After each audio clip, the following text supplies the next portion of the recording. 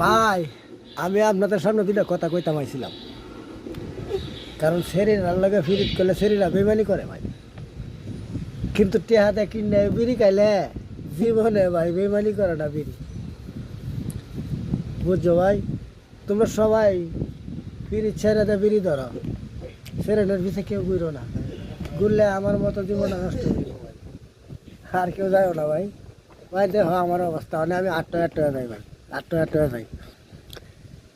মেয়েরা কিন্তু বেইমানি করতে পারে, কিন্তু ভাই ভিড়ি কখনো বেইমানি করে না। ওরা কিনতেও খাওয়া যায়, টেহা দিয়ে কিনে খাওয়া যায়, কখনো ছাইরা যায় না।